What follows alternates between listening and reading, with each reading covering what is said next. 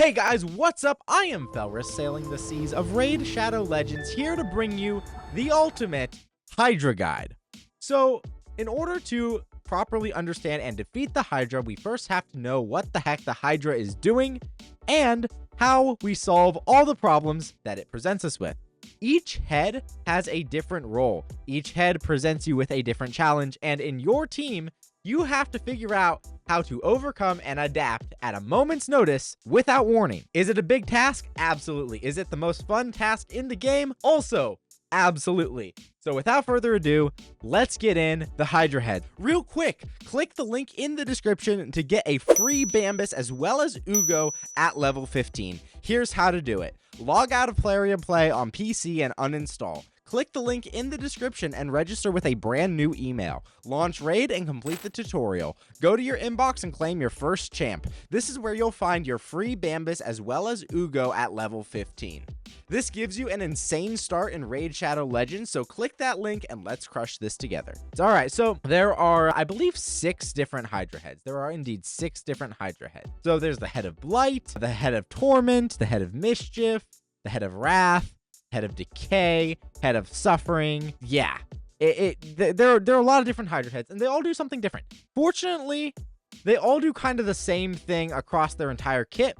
So you kind of have to figure out, you don't have to figure out multiple things at once. You just kind of have to plan for one thing, right? So, for example, the head of Blight, it has a Dripping Jaws attack, right? Attacks all enemies, places 35% poison debuffs for 2 turns. Also has a 75% chance of placing a leech debuff for 2 turns. And then it has a decapitation effect. So that's the other thing. You don't kill the Hydra heads, you decapitate them. And that creates an exposed neck. The exposed neck has more health and it takes more damage. So ultimately, by decapitating the Hydra heads, you are giving yourself the opportunity to pump up your damage values, because the exposed necks take triple damage compared to the Hydra heads. Now, they still have the same defense, so drop defense debuffs, weaken debuffs still work on them, but you generally want to decapitate heads as fast as possible in order to get those exposed necks, which gets you more damage. Now, the way you do that, though, is by your supports and your damage dealers working together. But first, you have to make sure that the heads don't kill you, right? You have to make sure that the heads don't kill you. So, Head of Light attacks all enemies on the A2, places a poison for 3 turns, instantly deals damage from all poison debuffs on each enemy under a leech debuff. And then the Blinding Smog places Poison Cloud on all Hydra heads for 2 turns. This buff cannot be removed or transferred. So really what you want to worry about with this head is the Poison Cloud buff. What the Poison Cloud buff is unless the head is under HP burn, you can only weak hit it. Weak hits can't place debuffs, weak hits deal less damage. In other words, you're going to be at a huge disadvantage because you can't debuff and you can't deal damage, right? The very simple way to block this is with a block buffs debuff. So you just go faster than the boss, you put up an AoE block buffs debuff, then there is no poison cloud that can be on the team, right? The way you deal with the first 2 skills, bring a cleanser. Make sure that he can't explode all those poisons on you just by making sure they never land. You can also use a block debuffs buff, as well. It doesn't really matter as long as you're preventing those debuffs from doing too much damage to you. So a cleanser or a block debuffs buff and a block buffs debuffer. Sounds complicated. It's really not that complicated, right? There are some good block debuffs champions in the game, right? One of them is Barkhorn here. So Furo the Barkhorn has a block buffs on an AoE, right? Here's the block buffs debuff on his A2, right? There's one. Ugo. I don't know if this account has an Ugo, but Ugo is another example, a budget option. She also carries an AoE drop defense, so she can be really good as well. All right, so that's the Head of Light. We've taken care of that one. The Head of Torment. This one, you have to fear less the attacks and more the passive. So the A1 attacks one enemy, has a 50% chance of placing a fear debuff for 2 turns. This debuff cannot be blocked or resisted. After the first attack, attacks all enemies under fear or true fear debuffs. And then the A2 attacks all enemies. Damage increases by 25% for each debuff an enemy is under. So kind of a nasty combo here with the Head of Blight. But again, just bring a cleanser. It's not too much of an issue. And then the thing that makes this head a problem is the Almighty Torment passive. When attacked by enemies not under Perfect Veil buffs, places a True Fear debuff on them for 1 turn. This debuff cannot be blocked or resisted. It's not immune to poisons, but it decreases the damage taken from poisons. all of that kind of stuff. There's just max HP skills specifications down here. So whenever you attack this head, if you don't have a Veil or Perfect Veil, you are going to get feared, and you can't do anything about that. Now, there are 3 ways to counter this. The first is bring an AoE Veil, right? So Rector Droth, where is this account's Rector Droth? Here she is. Rector Droth. On her A2, heals all allies by 20% of this champion's max HP. After healing, places a Perfect Veil buff for 2 turns on all allies with full HP. Places a 15% continuous heal buff for 1 turn instead on all allies with less than 100% HP. Right? Fearol, as we were talking about earlier. Not only does he have the block buffs, but he also places a 50% increased resistance buff on all allies for 3 turns. Also places a Perfect Veil buff on all allies except this champion for 3 turns. Guys, so Fearol is an amazing Hydra champion. He's going to counter not only the Head of Blight, but also the Head of Torment here. So that's the first way you can deal with the Head of Torment. The second way you can deal with the Head of Torment is by bringing a cleanser. I'm not sure what cleansers that this account has exactly. Dudan the Runic has one on his A1. Let's see. Anchorite has a pseudo cleanse. I'm not going to worry about it right now. Champions like Mithrala, right, who are free. Brando, Padre. Let's see. Who else has a... You know, I'm gonna find a cleanse. I want to find a cleanse. Remove debuffs. Okay, so Anchorite has a cleanse. Anchorite has a cleanse, right? It removes 1 random debuff from all allies, then increases the duration of all ally buffs by 1 turn. Yeah. So ideally, you want someone who just removes all debuffs from all allies, right, as your cleansing champion. There you go. You've dealt with the Head of Torment that way. Personally, I like to run like 2 or 3 cleansers on my Hydra teams. Most of them have single target A1, so they'll never get feared as long as I don't attack that head. And then I just constantly cleanse the fears. Ugo is another great example of this, the Epic, because she not only has a block buffs and a drop defense, but also has a cleanse on her A3. And then the final way of dealing with the Head of Torment is by bringing a specific champion, Inquisitor Shamael. So Inquisitor Shamael, let's see. He is a Void Epic champion from the Sacred Order. He has this passive here, Dauntless. Each critical hit fills the champion's turn meter by 7.5%. Whenever an ally receives a Fear or True Fear debuff from an enemy, this skill will instantly remove the debuff and fill the team leader's turn meter by 15%. So he basically has a constant passive cleanse for specifically Fear and True Fear debuffs, right? So you can basically just hit the head. You don't need a Veil. You don't need a Perfect Veil. You don't need any other kind of cleanser because, you know, Inquisitor Shamael just has you covered there. Those are the 3 ways that you need to have to deal with the Head of Torment. Now, it's probably the easiest one to bring a cleanser, just because you need a cleanser anyway to counter the Head of Blight and all the other debuffs that the Hydra heads are going to throw on you, because they will throw more debuffs on you. However, you're going to need more than one if you want to effectively counter this head. You're going to need to constantly be cleansing. So a couple cleansers to deal with the Head of Torment. All right, moving on to the Head of Mischief. This one's weird. There are 2 ways to deal with this head, and one is far superior to the other, but one's far harder to use, than the other. So the A1 attacks the enemy with the most buffs, steals all buffs from the target, and steals 50% of the target's turn meter. If there are multiple enemies with the same number of buffs, this will target one of them at random, will ignore Veil and Perfect Veil buffs. That's what you have to worry about. The Head of Mischief is the fastest head. It will take the most turns. And then on the A2, applies a buff spread effect, taking all buffs from this head and placing them on all heads, changes the duration of all spread buffs to 2 turns. So he's going to steal all your buffs and then put them on all the other heads, as well as 50% of your turn meter. There are 2 ways to deal with this. One is you bring a block buffs debuff, right? You already need a block buffs debuff in order to deal with the Head of Blight. So you just have your AoE block buffs debuff. The Head of Mischief steals all your buffs, but he actually doesn't get any of them because all the buffs are blocked by the block buffs debuff. The other thing you can do is bring a Mischief tank. A Mischief tank is a high resistance champion, a champion that you build with high resistance, who always has more buffs than anybody else on your team. My personal favorite Mischief tank is, where is he? Packmaster Shayak, right? He self-buffs with 3 buffs. He has a shield for himself, a taunt for himself, and a reflect damage for himself, all on a 3-turn cooldown, right? So he can just constantly spam this out, right, and be your Mischief tank if you build him with like 500 resistance. Yes, you do need like 500 resistance for him or anyone to be your Mischief tank. Another good option is Dudan the Runic. So Dudan the Runic here. Let's see when his skills load in. when his skills load in. Come on, man. Or not. Okay, he has a counterattack and a taunt buff. That's 2 buffs that the rest of your team doesn't have. Then another option is your Mithrala, right? So your Mithrala comes for free from Hydra, and she has a passive here that converts her accuracy into resistance. So what you can do is just run a Lightning Cage Blessing on your Mithrala. She's naturally very tanky in regards to resistance, and she can be your Mischief tank. That is another thing. You want to run Lightning Cage on all your resistance tanks. Now, by far the easiest way to deal with the Head of Mischief is just the block buff strategy, but if you're a little more advanced in your Hydra journey, consider using a Mischief tank. Trust me, it will change the game for you. All right. Other than that, you really don't have to worry about the Head of Mischief. Actually, it's the head you want to attack most because it's the squishiest head, has the least amount of HP, and the least amount of defense. It's just the fastest and the most annoying to deal with because it'll constantly steal your buffs. All right, the Head of Wrath. This is the nuker head. So this is the damage dealing head. This is the head that screws most everybody up the most outside of the fear head.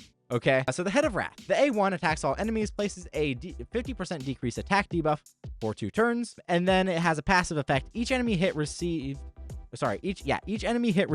increases the vengeance counter by 1. Whenever the vengeance reaches 15, places a vengeance buff, a block debuffs buff, and a 15% reflect damage buff on this head for 1 turn. Then attacks all enemies. The vengeance counter always resets. Every time it reaches 15, enemy hits will not be counted while under a vengeance buff.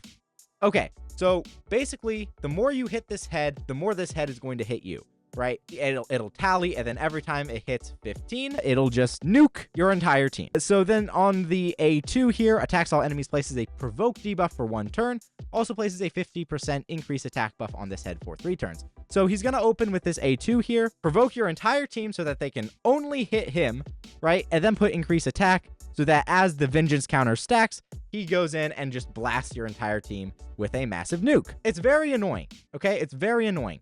But there are ways that you can counter this as well. One way is just not attack this head, which is hard, and it gets harder to do the more you progress through Hydra. The other thing you can do is bring a decrease attack debuff. So champions like Hydra the Watcher are actually really cool for countering this head. You basically want protection buffs and a decrease attack. So the reason I shout out Hydra here is because she has all of that. So she has ally protection and increased defense, both of which are making your team harder to kill.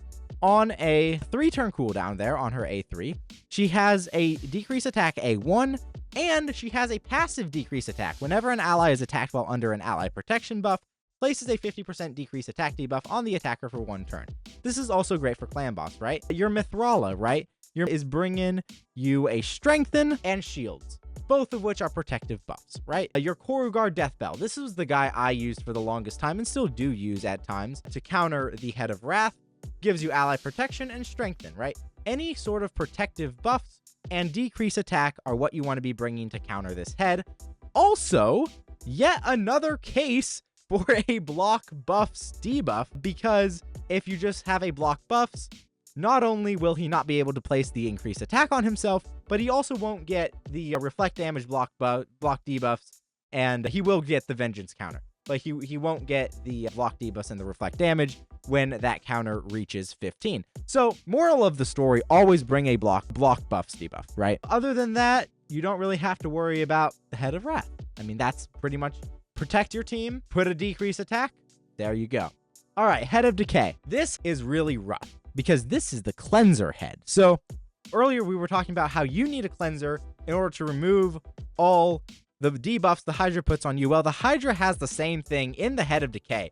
The Head of Decay will remove all debuffs that you try to put on the Hydra. And it's the most difficult head to work around, right? Like the Head of Wrath will just nuke you and then your run's done. But the Head of Decay, especially when the Head of Decay and the Head of Light are comboed together, you can put out your block buffs, but then the Head of Decay just cleanses it, right? So you got to try certain things in order to deal with this head. Fortunately, there is a very, very simple solution, okay? And that is a provoke. So the Head of Decay can actually be provoked. None of the other heads can be crowd controlled in any way, but the Head of Decay can be provoked.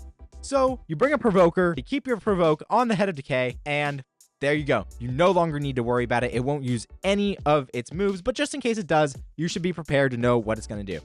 So his A1 attacks the enemy with the lowest HP and places a 100% heal reduction debuff for 2 turns. Pretty straightforward. The cleanse, the A2, removes all debuffs from all heads, then fills the turn meters of all heads by 30%.